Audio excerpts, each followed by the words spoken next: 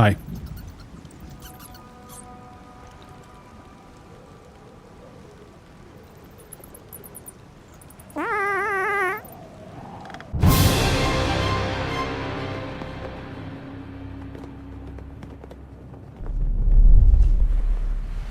Hey, you beautiful buccaneers, Falcore here.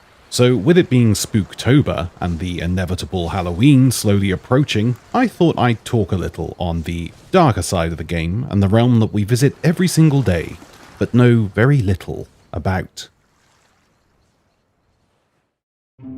So, in our day-to-day lives, things are a little confusing. When we die, none of us truly knows what happens. A lot of us have faith in what will happen, but nobody actually knows. So what happens is a bunch of odd jobs all get together and then in the name of their beliefs, they all kill each other.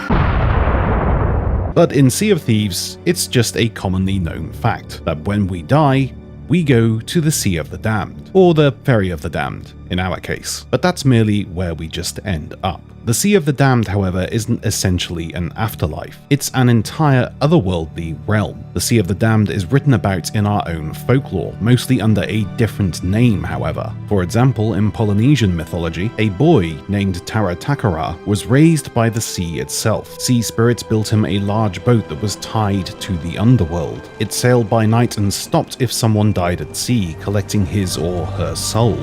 The boat was known in myth as the Boat of Souls, or the Boat of the Dead. There are plenty of other references to a sailing vessel that collects or frees souls, but in Sea of Thieves, this is the job of the ferryman. We know that the ferryman chose this path for himself, but other than that, we know very little about his reasoning, and very little about the vessel itself.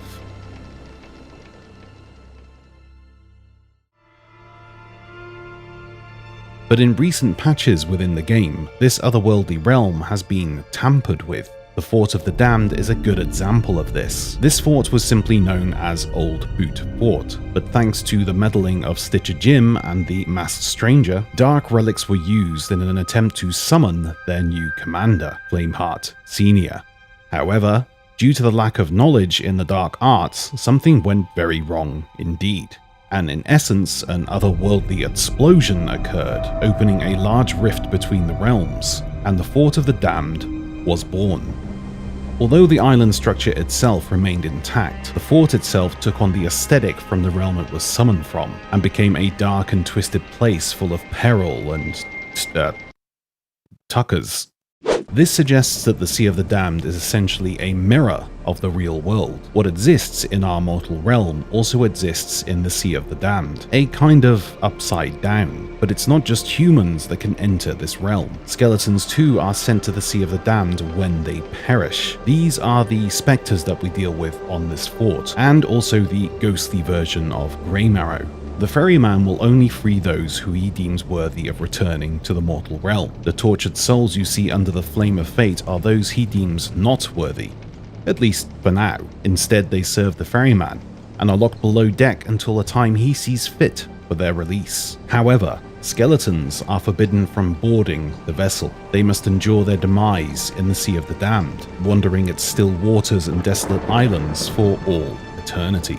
In the game, when our characters die, we simply spawn on the Ferry of the Damned, wait patiently for the doors to open, and then spawn into the living world once again without a thought on what just happened. But from a story or lore perspective, this is just a summary of our journey. You see, time moves very differently in the Sea of the Damned. Years can pass there, but only seconds pass within the mortal realm. Captain Morrow talks about this and how she was unsure how long she stayed there. Although our players spawn on the ferry, that is just the end of our adventure in the Sea of the Damned. We do not arrive on the ferry. We arrive in the Sea of the Damned itself, and the ferryman eventually finds us. We could be trapped in this desolate realm for years, hoping for rescue, fighting off spectral skeletons and hiding from other threats.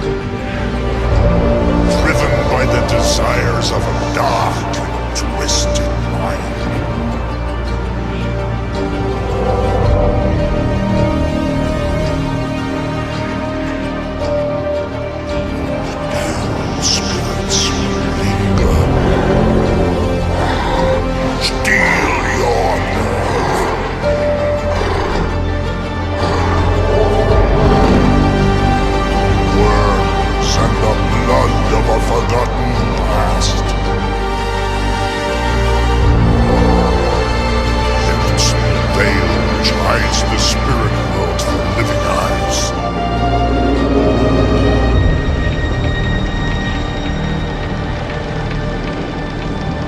Now go. Well, I guess that explains Xbox loading times.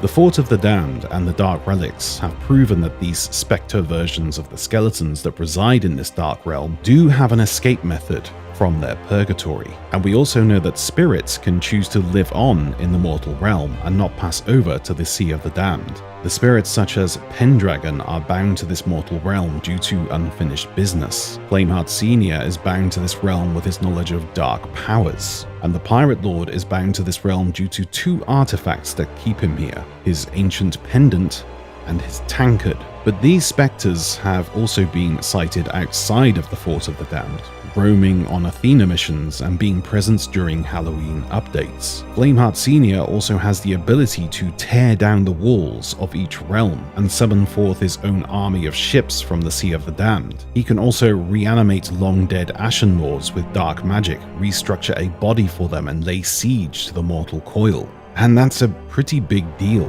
It's all good that the Ferryman can bring us sorry saps back from the dead, but if Flameheart has found a way to bring back the most notorious skeleton lords, he could essentially be in control of one of the most terrifying armies the sea has ever seen. And with the fear of being sent back to this desolate and otherworldly realm, Flameheart could easily command his armies through fear. Maybe his rise to power isn't about regaining his mortal body. Maybe his power is about breaking down the walls between the living and the dead, and having control of both. The ultimate weapon in the Sea of Thieves, the ferryman of the unworthy, the savior of the evil, King Flameheart, the god of the afterlife.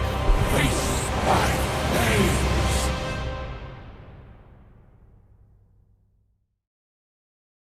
That's it for today, folks. Thank you very much for watching. If you liked the video, then please hit that like button. And if you really like the video, please hit that subscribe button. And don't forget to hit that bell so you're always notified when I upload.